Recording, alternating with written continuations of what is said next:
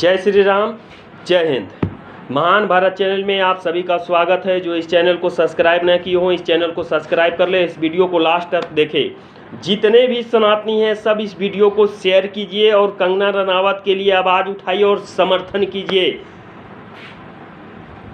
कहा गया है कि शेरनी का कोई इलाका नहीं होता, शेरनी जहाँ जाता है वो इलाका उसी का हो जाता है। वही कंगना रनावत, बहन कंगना रनावत वही शेरनी है जो उद्धव ठाकरे को धूल चटा दिया है। चाहे जितने भी सरकार मिलके बने हुए हैं महाराष्ट्र मुंबई में, उन सबको धूल चटाने वाला अगर कोई है तो कंगना रनावत है। एक बात गौर कीजिएगा कि हाई कोर्ट के फैसले के बाद भी भिंडी बाजार में मौजूद दाऊद के घर को नहीं गिराया गया। बीएमसी ने यह कहकर टाल दिया कि कोरोना काल में अधिकारी नहीं है, लेकिन 24 घंटे के अंतर्गत कंगना रनावत का ऑफिस को गिरा दिया गया। ये कहाँ का स्वतंत्रता है? ये कौन सा सेकुलरिज्म है? ये कौन सा न्याय है भाई साहब? आपको एक बात और बता देता हूँ, सभी सनातनी बुज़दिल बन गए हैं, इसलिए चूड़ियाँ छोड़ दीजिए। चूड़ियाँ घर की माँ बहन बेटियाँ पहनती हैं, आप चूड़ियाँ पहनना छोड़ दीजिए, बुरा लगेगा। इस बात को गौर कीजिएगा। मुंबई में 200 से ज़्यादा अवैध मस्जिद बने हुए हैं। मुंबई में 200 से ज़्यादा अवैध मस्जिद बने हुए हैं और हजारों मजार सड़कों के बीच में बनी हुई है, पर बीएमसी को सिर्फ कंगना रनावत का ऑफिस दिखा है, इसलिए कंगना रनावत का ऑफिस अवैध था, तोड़ दिया गया। लेकिन 200 मस्जिद और सैकड़ों मजार, हजारों मजार को नहीं तोड़ सकता, क्योंकि बाबा बाला साहब ठाकरे को पूरा हिंदुस्तान पूजता है, उन्हीं के वंशज हैं वो। अब वो तो है नहीं, अब ये खिलजी के वंशज हो गए उद्धव ठाकरे जी। कंगना रनावत के ऑफिस के ठीक कुछ दूरी पर रोहिंग्या का बस्ती, बहुत बड़ा बस्ती बसा हुआ है और वो अवैध रूप से है, जो बांग्लादेशी है, घुसपैठी हैं, वो बनाकर झुग्गी झोपड़ी रह रहा है। लेकिन महाराष्ट्र सरकार को ये नहीं दिखेगा। ये महाराष्ट्र सरकार के लिए झुग्गी झोपड़ियाँ जो बांग्लादेशी से घुसपैठी आए हैं, बांग्लादेशी से जो रोहिंग्या आए हैं, वो वैध रूप से रह रहे हैं, अवैध रूप से नहीं रह रहे हैं, इसलिए नहीं तोड़ेंगे। जिन्होंने इस देश में डर लगता था, उन्हें इतना तो एहसास हो गया होगा कि वो इस देश में कितने सुरक्षित हैं, क्योंकि इस देश में डर लगता है कहने के बावजूद भी कभी उनके घर पर बुलडोजर नहीं चलाया गया। जो लोग ये कह रहे थे कि इस देश में हमको डर लग रहा है, लेकिन आज तक उनके घर पर बुलडोजर नहीं चलाया गया और कंगना रनावत का ऑफिस तोड़ दिया गया। ये शुक्र मनाइए कि सुनने में आया है, जहाँ तक मुझे जानकारी है, मैं जानकारी के अनुसार रख रहा हूँ अपनी बात को, कि बोले हैं अबू आजमी साहब ने कि कंगना रनावत को इस देश में नहीं रहना चाहिए, इस देश में रहने का कोई अधिकार नहीं है। लेकिन अबू आजमी साहब का सबसे ज़्यादा अगर किसी ने अवैध रूप से कब्जा किया है तो वो अबू आजमी साहब हैं, जो अवैध रूप से बहुत सारे मकान, बहुत सारे ऐसे जगह जगह को कब्जा करके अपने बपौती को समझ लिए हैं, लेकिन आज तक उनके ऊपर बुलडोजर नहीं चला, उनके घर के ऊपर, चाहे उनके कोई भी अवैध मकान के ऊपर जो निर्माण हुआ है। नीता अंबानी साहब या जो भी बोले हैं कि 2000 करोड़ हम देंगे या 200 करोड़ देंगे हम कंगना रनावत को ऑफिस बनाने के लिए, स्वागत है उनका, बिल्कुल देना चाहिए। और कंगना रनावत से एक बात कहना चाहता हूं कि आप एक अकाउंट डालिए सोशल मीडिया पर, ट्विटर अकाउंट से लेके फेसबुक अकाउंट तक, और सभी सनातनियों से मांग कीजिए, क्योंकि सभी सनातनी चाहे 1 रुपया दे, 2 रुपया दे, 10 रुपया दे, 10,000 दे, 10 लाख दे, 10 करोड़ दे, सब सनातनी आपको देने के लिए पैसा तैयार है। एक बार अपने अकाउंट को आप ट्विटर अकाउंट से लेके फेसबुक अकाउंट तक डालिए, सब कोई आपके सहमति के लिए 24 घंटा तैयार है। महाराष्ट्र किसी के बाप का नहीं है, कंगना ने कहा तो उनको गाली मिला। महाराष्ट्र किसी का बाप का नहीं है, ये जब कंगना बात बोली हैं तो उनको गाली मिला। लेकिन एक बात याद रख लीजिएगा, हिंदुस्तान किसी के बाप का थोड़े है। राहत इंदौर ने कहा था तो उनके लिए ताली पर ताली बजाया गया। वही राहत इंदौरी साहब है जिनका मृत्यु हो गया कुछ दिन पहले, जिन्होंने मोदी जी को कहा था कि गंगा जमुना तहजीब बुला रही है, तुम अहमदाबाद आ जाओ, तुम्हारी बीवी बुला रही है, और उनके लिए तालियां बजती थी। अब आज कंगना रनावत के लिए गालियां बज रही है। एक बात गौर कीजिएगा, ये अमिताभ बच्चन जिनके लिए हम लोग आशीर्वाद मांग रहे थे, भगवान से प्रार्थना कर रहे थे, बंद कर दीजिए ये सब नाटक। कहाँ से ले आए हैं, कौन पढ़ा दिया आप लोगों को? थोड़ा इतिहास में जाइए ना, बैकग्राउंड में, और उसके बाद पढ़िए। अमिताभ बच्चन के 4 बिल्डिंग में 2 बिल्डिंग अवैध है। अमिताभ बच्चन के 4 बिल्डिंग में 2 बिल्डिंग अवैध है। उद्धव ठाकरे से पूछिए कि कब इसके 2 बिल्डिंग अवैध बिल्डिंग जो बने हुए अमिताभ बच्चन को, उस पर कब बुलडोजर चलेगा।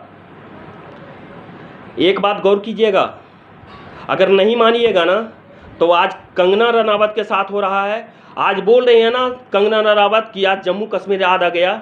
जानते हैं कल हर सनातनी के पास, हर सनातनी को जम्मू कश्मीर नजर आएगा, और हर सनातनी को 1984 याद आएगा, गोधरा कांड याद आएगा। तब लगेगा आप लोगों को कि नहीं कुछ है। पहले मोदी जी को टिकट अमेरिका देना बंद कर दिया था, जब आतंकवादी का मुद्दा उठाते थे लगता था कि नहीं आतंकवादी है ही नहीं। लेकिन आज पूरा हिंदुस्तान और पूरा वर्ल्ड जो आतंकवादी का मुद्दा है वो मानना शुरू कर दिया है। इसलिए एक बात कह देना चाहता हूं कि गौर कीजिएगा कि जंगल किसी का भी हो, जंगल किसी का भी हो, जंगल में जब भी कोई शिकार करता है तो वो शेर नहीं शेरनी करती है। जंगल में जब भी शिकार करती हैं तो वो शेरनी करती हैं, और हमारे आपके जैसे मूर्ख जो व्यक्ति हैं वो कहते हैं कि जंगल में शेर जो है से शिकार किया है। तो एक बात याद रख लो, ये वही शेरनी है जो जंगल वाले को दिखता है, हम लोग जैसे सनातनियों को। कि सभी सनातनी इस बात को आवाज़ उठाइए कि जंगल में शेर शिकार नहीं करता है, शेरनी 100% में 70% शेरनी शिकार करती हैं, और नाम होता है शेर का, और वही कंगना रनावत है। एक बात और ध्यान में रख लीजिएगा, और रानी लक्ष्मीबाई हैं। ये जितने खान गैंग हैं ना, दाऊद इब्राहिम के साले साहिबा और साली साहिबा, इन लोगों को धूल चटाना है।